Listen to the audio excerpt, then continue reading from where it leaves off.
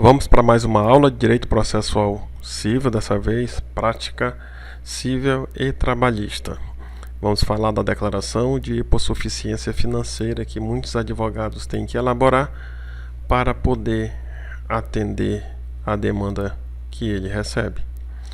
Primeiramente, como fala de declaração de pobreza, devemos lembrar que a assistência judiciária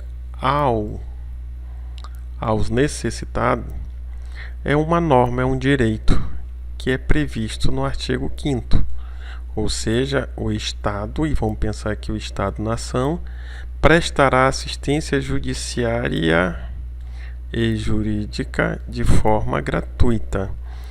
Essa assistência jurídica, ela via de regra, para aqueles que não têm condições, ela é prestada pela Defensoria.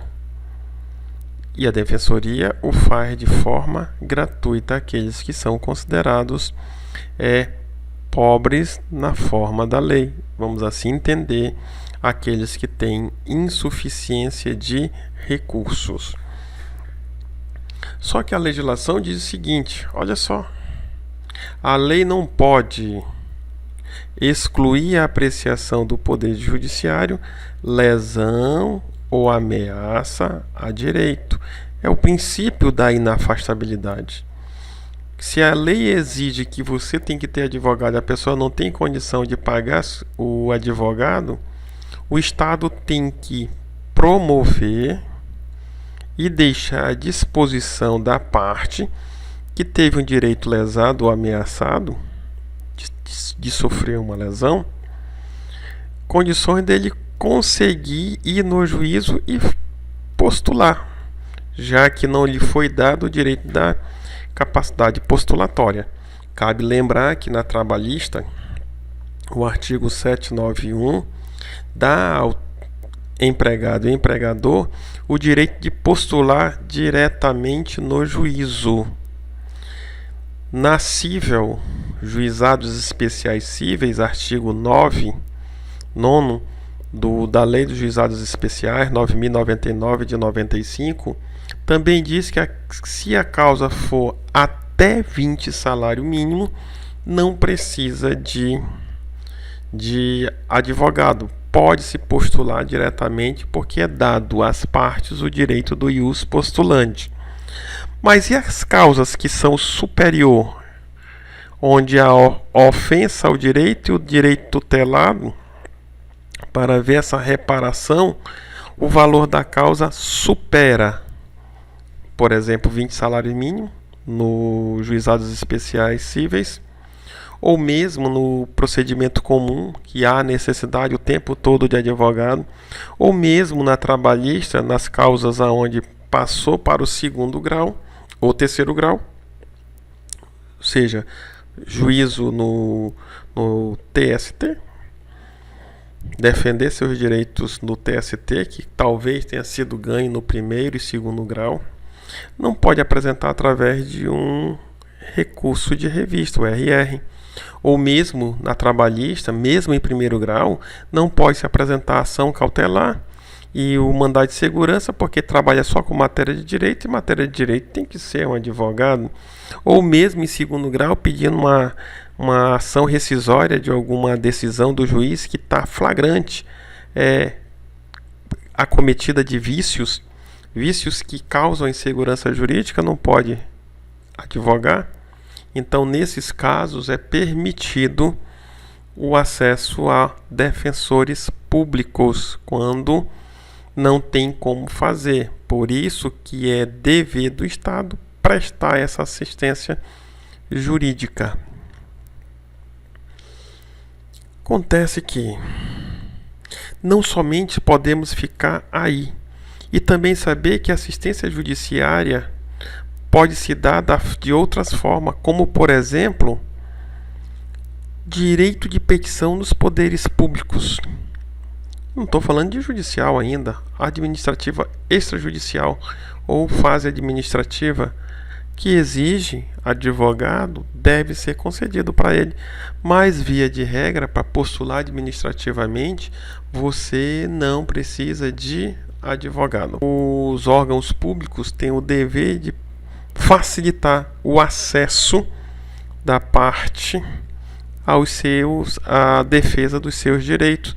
Por isso que é muito comum, administrativamente, existir formulários onde só se preenche o formulário, dá só o fato que está acontecendo, que a administração pública vai dar o direito, vai informar o direito. Da mesma forma, a obtenção de certidões, que são disponibilizadas hoje nos sites da internet, para que possa fazer prova junto a alguma coisa que for necessária. Além disso, e as custas e as despesas processuais? Ora, eu tenho um defensor que pode advogar para mim, mas eu tenho umas custas. O artigo 82 do CPC diz que as custas devem ser antecipadas. A pessoa precisa de um exame médico para comprovar o seu direito, e como é que ele vai fazer o pagamento dessas despesas processuais? Ou mesmo os emolumentos e taxas judiciárias. E, se caso seja condenado, vai ter que pagar honorários advocatícios sucumbenciais, que está prevista no artigo 85.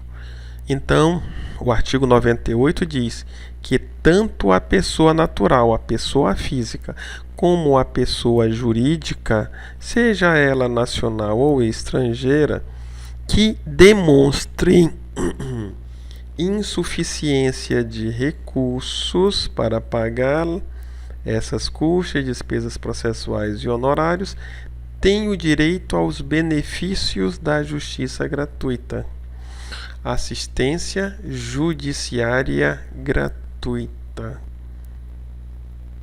Ora, antigamente existia uma lei que especificamente trabalhava com os benefícios, mas o CPC revogou, inclusive, o artigo 4º, 6º, que tratava desse assunto, e ele trouxe para dentro do Código de Processo Civil. Alguns outros artigos ainda têm validade atualmente, que nós vamos verificar ainda. Vamos com calma. Que isenções são essas? Olha, eu sou beneficiário da justiça gratuita. Eu pedi os benefícios da justiça gratuita. O que a parte que requer, que é considerada, é declarada pobre na forma da lei, pode requerer como benefícios: não pagamento das taxas, custas processuais, do artigo 82, as despesas ou emolumentos, o pagamento do exame do DNA, como outros exames essenciais para ganhar ação. Por exemplo, aquele que está pedindo a aposentadoria por invalidez precisa comprovar que ele está inválido, e para isso precisa de exames, e esse exame, essa perícia física, que não tem condição, ela é passada para o próprio INSS fazer isso daí. Os honorários do advogado, artigo 85, e inclusive do perito. Depósitos que são necessários para interposição. Por exemplo, o artigo 968, inciso 2, exige que para a ação rescisória, para se propor a ação rescisória, é necessário fazer aquele depósito garantia, que alguns chamam de depósito recursal, mas é um depósito garantia, de 5% do valor da causa, para que ela seja recebida. Então, esse depósito do artigo 968, inciso 2, da ação rescisória, também entra nisso daí. Fora outros emolumentos que são exigidos na justiça, cópias de certidões, essas coisas aí. Então, a isenção, como nós falamos: honorários advocatícios, sucumbenciais, custas processuais. No recurso, não podemos esquecer também o preparo. O preparo consiste nas custas complementares e o porte de remessa e retorno. Então, o preparo previsto no artigo 1007. E também, como nós falamos, o depósito para a ação rescisória, que é prevista no artigo 968. Essas são as isenções. Olha só, a pessoa que é beneficiária da assistência judiciária gratuita não vai pagar as custas e despesas processuais, e nós podemos voltar aqui para dar uma olhadinha. Em momento algum falou-se de multa. A multa aplicada na justiça, ela é pedagógica. Por isso que o dever de pagar as multas, mesmo a pessoa sendo beneficiária da justiça, não será afastado, porque essas multas têm caráter pedagógico. Sou pobre na forma da lei, mas eu não posso postular de má-fé. Então, o litigante de má-fé tem o dever de pagar, porque ele foi punido por essa litigância. Essa litigância não é boa dentro do processo. A mesma coisa as partes rebeldes. Partes rebeldes são aquelas que não comparecem, não obedecem à determinação do juiz, por exemplo, a uma audiência de conciliação ou mediação que ela mesma escolheu. Ela não comparece e nem justifica o motivo. E para isso estará sujeita a multa de até 2%. No caso de litigância de má-fé, a multa ela é superior a 1 e nunca será inferior a 10%. Não poderá ser superior a 10%. Então, multas não tem nada a ver com a declaração de pobreza. A multa deve ser cobrada porque, se der isenção da multa, ela perde o caráter pedagógico. Por isso que ela é retirada dos benefícios da justiça gratuita, conforme vimos. Tem outras multas que estão espraiadas, que decorrem. As principais são essas. Porque na litigância de má-fé eu tenho várias outras situações que decorrem da litigância de má-fé. Como também temos lá na ação rescisória, nos recursos, que tem o fim de procrastinar um processo, torná-lo mais lento. Vamos para as formalidades. Olha só o artigo 99. O artigo 98 diz que é um direito da pessoa física. E olha que ele coloca como personalíssimo. Não se transfere a outrem. O artigo 98, em momento algum, vai falar que esse direito é transferido à família. Ele apenas diz que é pobre na forma da lei aquele que demonstrar que não tem condições de pagar as custas, ou se for pagar as custas, despesas processuais, pode prejudicar o sustento próprio de seus familiares. Mas o benefício é conforme a situação financeira daquele que está requerendo. Não transfere automaticamente para outras pessoas. Inclusive, não se transfere para o advogado, e nós vamos verificar isso com o tempo. Então, vamos lá. O pedido pode ser formulado. Observa que não está dando autorização para o juiz conceder de ofício. O pedido dentro da justiça civil, ele tem que ser formulado, pedido, peticionado, solicitado por escrito, numa petição inicial, ato processual, escrito. Numa contestação, se for o réu que está solicitando, petição inicial, o autor. No terceiro, por um terceiro, caso seja ele que esteja pedindo ingresso no processo, e para não ser preterido o seu ingresso e não precisar antecipar as custas do artigo 82, ele o pede e o juiz concede. Observa que eu tenho os pedidos podem ser formulados na petição inicial, na contestação, no pedido de um terceiro que quer ingressar no processo. E olha só, quando o terceiro pede para ingressar no processo, eu tenho a intervenção de terceiro voluntária. Nós temos também a intervenção de terceiro que se dá de forma não voluntária.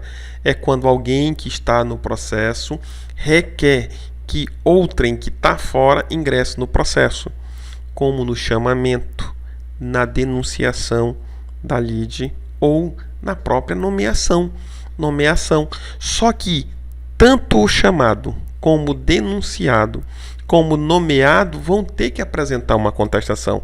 E o pedido desses terceiros que não são por intervenção voluntária, ela se dá numa contestação, porque eles são comparados como réus e vão ter que apresentar também a contestação. Além disso, pode ser requerida na apelação, no recurso especial ou no recurso extraordinário. Qualquer fase na apelação, ou melhor dizendo, nos recursos, qualquer que seja o recurso que ele vai ter que interpor e precisar o pagamento das custas, ele apresenta em preliminares que é beneficiário da justiça gratuita ou que não tem condição de pagar as custas. E essas previsões, desse preparo recursal, está no artigo 1007. Vamos analisar com calma. Então, no artigo 99, o pedido pode ser formulado na petição, na contestação, no pedido de ingresso ou em recurso, que nós já vimos os 3 tipos de recursos. E fora isso também tem o agravo, os embargos também que ele pode requerer. No momento que começou a ter os efeitos da pobreza, ele deve fazer o requerimento. O juiz poderá indeferir o pedido se ele tiver convencido, lembra que o juiz trabalha com convicção, convencido que faltam elementos que a pessoa seja pobre na forma da lei. Por exemplo, um dos acessos que o juiz pode fazer, se ele tiver conhecimento, é as redes sociais, e pelas redes sociais saber qual é o tipo de vida que a pessoa tem, que ela está ostentando e está pedindo o benefício da justiça gratuita. Porque quando se pede o benefício da justiça gratuita, há uma presunção de veracidade. E nós lembrando, voltando um pouco no tempo, em aulas passadas, podemos verificar lá no direito civil que presunção tem de se dar de 2 formas. Presunção de veracidade, presume ser uma forma de provar. Essa presunção de veracidade ela pode ser absoluta ou relativa. Na absoluta não comporta prova em contrário. Ora, se o pedido pode ser indeferido pelo juiz através de provas que evidenciam que o requerente não cumpre todos os requisitos legais para a concessão do benefício da justiça gratuita, está falando que essa presunção de veracidade ela é relativa, comporta-se provas em contrário. Se tem provas em contrário, eu falo de uma presunção relativa. O legislador não colocou, mas nós podemos tirar a conclusão pelo próprio texto legal que trata-se de uma presunção relativa e não uma presunção absoluta. Lembramos lá atrás, quando falamos do artigo 98, que o pedido ele é personalíssimo. Quem pede só serve para ele. Olha só o que é que diz o artigo 5º. Se o advogado tiver nos autos questionando só o valor dos honorários, que ele não concorda com aquilo que foi fixado pelo magistrado, ele pode requerer através de um recurso, mas estará obrigado a pagar as custas e despesas processuais.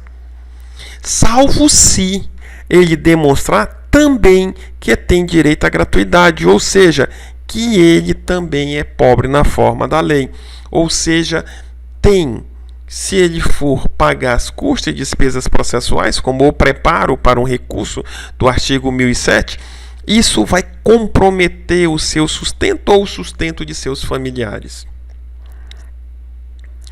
Portanto, o direito à gratuidade da justiça, artigo 98, corroborando com o parágrafo 6º do artigo 99, ele é personalíssimo, é da pessoa, não transmite aos demais.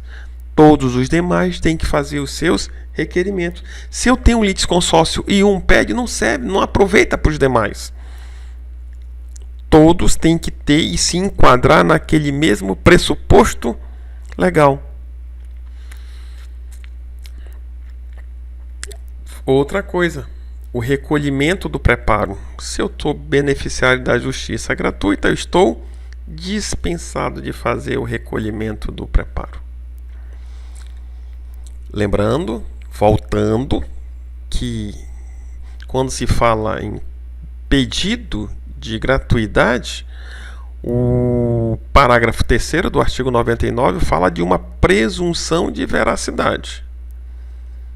Se é presunção de veracidade, cabe prova em contrário, conforme vimos um dos elementos no parágrafo 2º também do artigo 99. O artigo 100, corroborando que trata-se de uma presunção relativa, presunção de veracidade relativa, diz o que?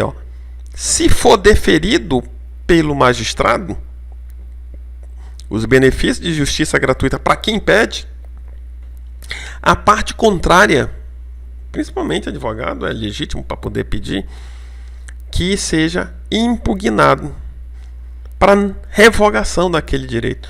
Estamos trabalhando de revogação quando não foi concedido através de litigância de má-fé, que nós vamos ver em outra situação. Então peço a revogação e não anulação. Revoga-se o direito, excelência, porque a parte contrária, que está pedindo o benefício, ela tem condição e tem que ser apresentada os elementos de convicção.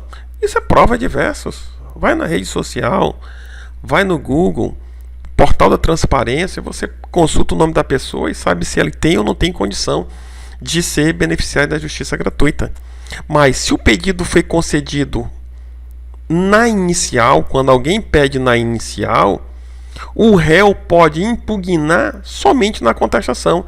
Quer dizer, juiz concedeu numa tutela antecipada antes da audiência de conciliação, porque depois da petição, distribuição e logo vem a audiência. Adianta ficar esgoelando na audiência de conciliação que a parte não tem direito, que ela está mentindo? Não, é perda de tempo. Após a audiência, não havendo acordo, começa-se a impugnação. Faz a impugnação na contestação. Se o pedido foi feito na contestação pelo réu, o autor pode replicar uma petição denominada de impugnação à contestação.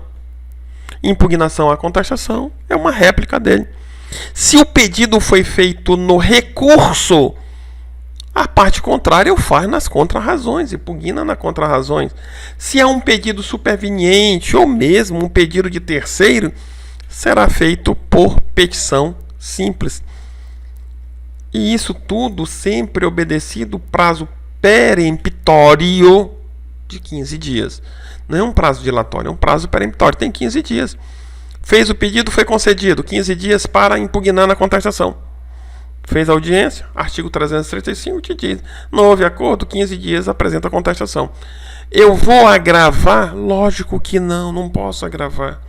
Porque o artigo 100 diz que se o juiz deferiu, mesmo que seja através de uma decisão interlocutória, não cabe agravo, tem que fazer a impugnação.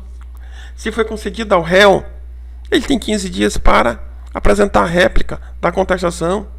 Se foi concedido nas razões do recurso, tem as contrarrazões.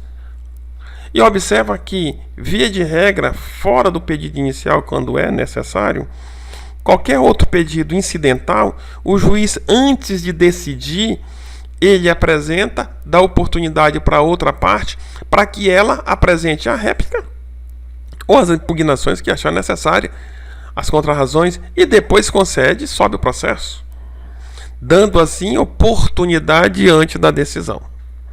Agora veja só, quando o pedido que foi concedido é revogado, o juiz vai analisar. É caso de litigância de má-fé? Lembra, caso de litigância de má-fé tem que haver uma punição pedagógica. E ele, o réu que pediu, ou o autor, a parte que pediu indevidamente e utilizou-se de má-fé para induzir o juízo ao erro, vai ter que pagar o décuplo do valor que ele teria que pagar como custas a título de multa. Significa que além de pagar o décuplo 10 vezes mais aquilo que ele teria direito, ainda vai pagar as custas e despesas processuais necessárias. Esse 10 vezes o valor das custas e despesas processuais que ele deixou de pagar, por induzir a erro, e foi comprovado que é caso de litigância de má-fé, é só para título de multa. E vai ser revertido em favor da Fazenda Pública ou Fundo de Justiça. Vai ser revertido ao Fundo de Justiça e não para a parte contrária. Porque trata-se de um ato atentatório à dignidade da justiça.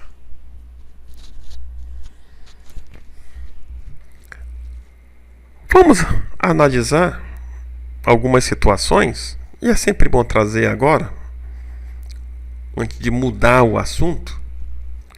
O advogado ele pode fazer na própria petição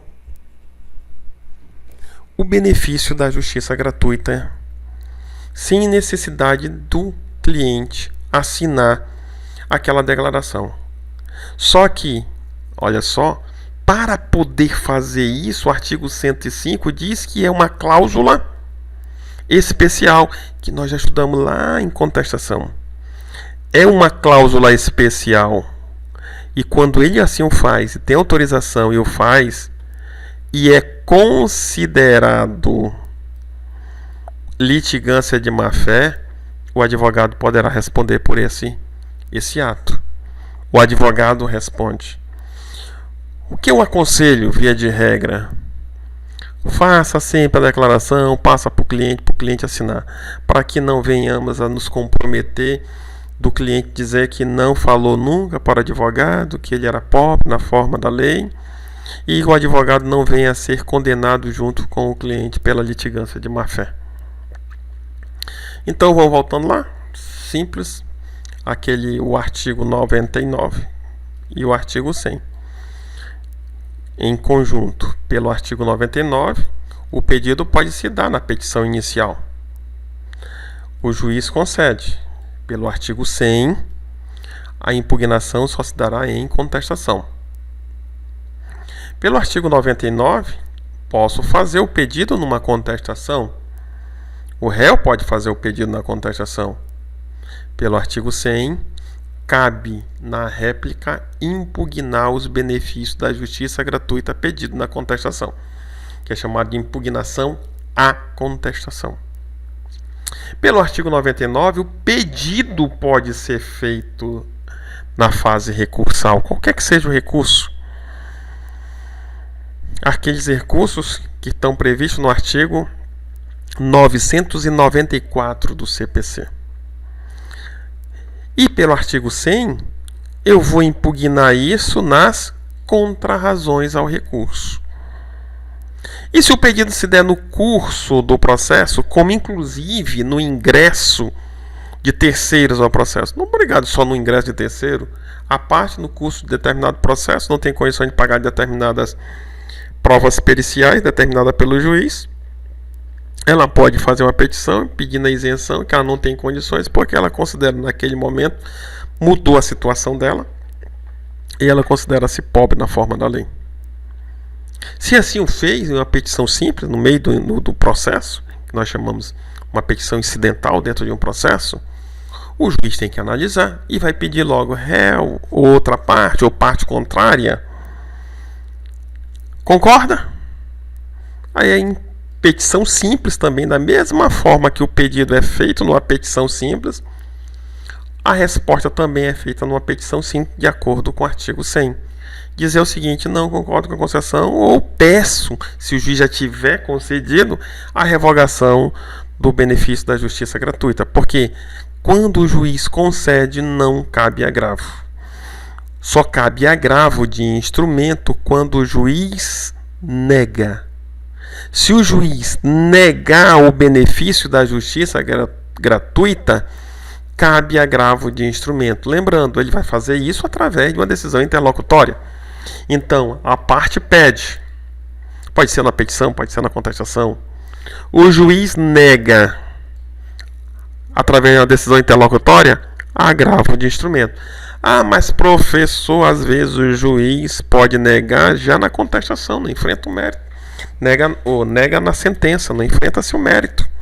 Se o juiz negar na sentença que isto pode acontecer, aí ele vai pedir a reforma no recurso de apelação. Ou, se der no acórdão, o colegiado negar no acórdão, é feito no recurso que ele vai apresentar, seja o RES-PRE.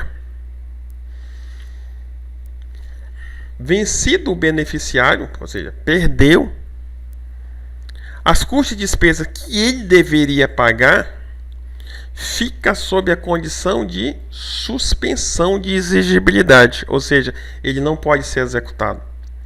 Mas isso daí, a suspensão se dá pelo prazo de 5 anos contado do trânsito em julgado. Não é da decisão que o condenou, é do trânsito em julgado. 5 anos após o trânsito em julgado ocorre a prescrição e não se pode mais cobrar. Mas lembrando que nesse caso, para abrir o processo, o próprio juiz pode fazer, sim, porque ele é interessado em relação às custas de despesa processual. O advogado da parte contrária pode desarquivar o processo para executar, sim, porque ele tem interesse por causa dos honorários sucumbenciais. Mas lembra que se a parte tiver o benefício da justiça gratuita, não estende automaticamente ao advogado, conforme já vimos, por tratar-se de um direito personalíssimo. Vamos analisar agora nas varas dos trabalhos e no procedimento comum. Nós já vimos lá no artigo 98 que o benefício da justiça gratuita é um direito que as partes têm, se não tiver condições de arcar com as custas e despesas processuais, sem com isso comprometa o seu sustento próprio ou de familiares que dependam de si. Agora veja só, vimos também no artigo 99 que o pedido deve ser formulado. Esse caso pode aqui é que se ele, mesmo sendo pobre, não quiser pedir, ele não pede. Mas o juiz não vai dar. Olha, eu sou pobre, eu não sou obrigado a formular o pedido de benefício da justiça gratuita. Mas o juiz não é obrigado a dar. Por quê? O juiz só pode decidir no limite daquilo que é proposto pela parte.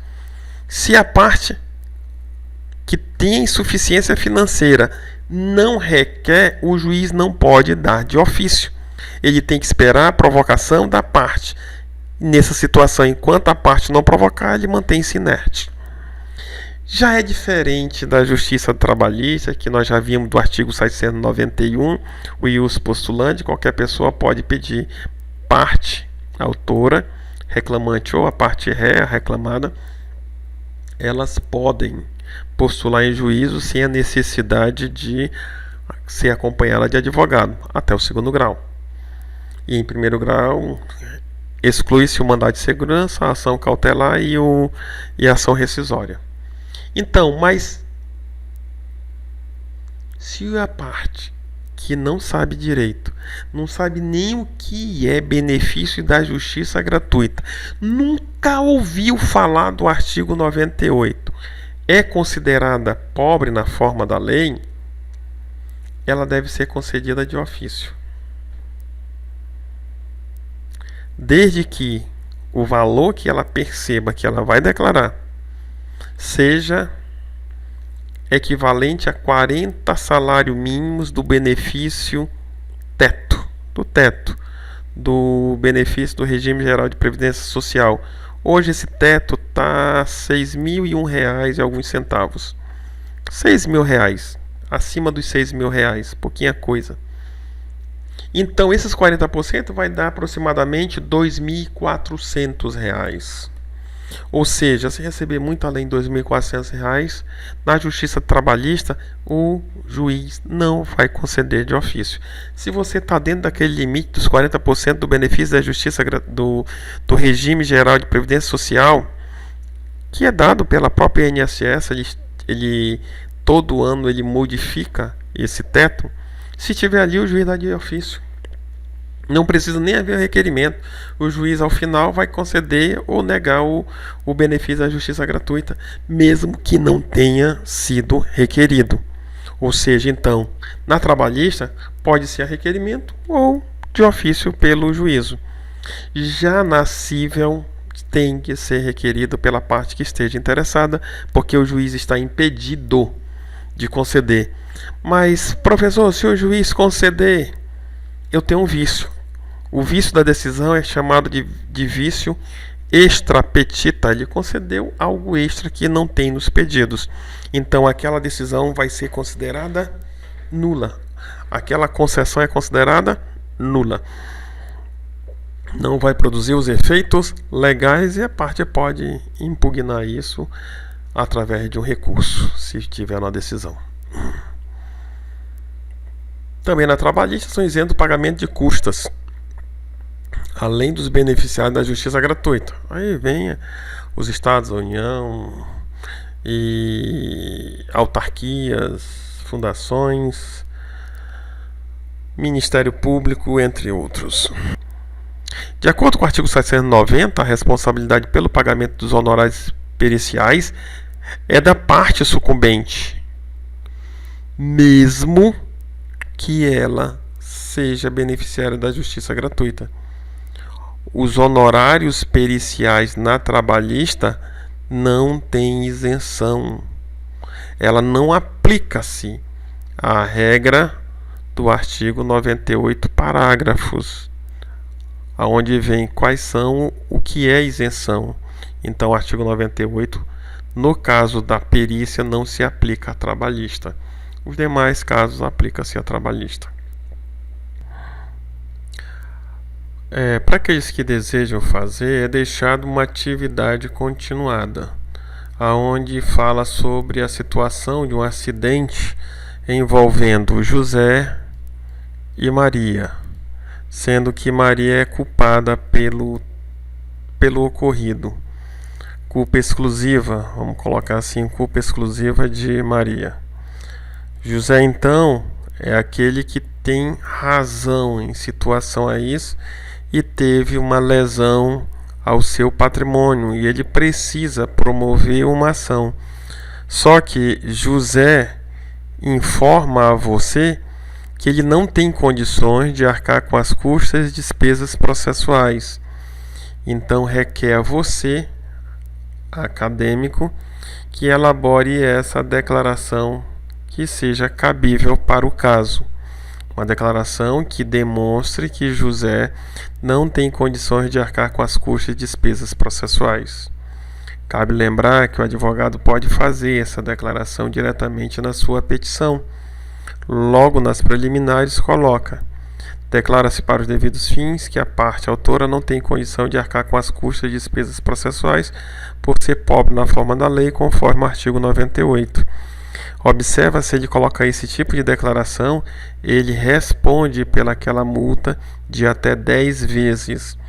O que é mais ideal? Fazer isso então para que o advogado se proteja também, porque José pode estar afirmando algo que não é verdade e na hora de um processo e o juiz vai querer condenar o José, José vai dizer: mas opa, foi meu advogado que falou isso, eu nunca falei isso para ele.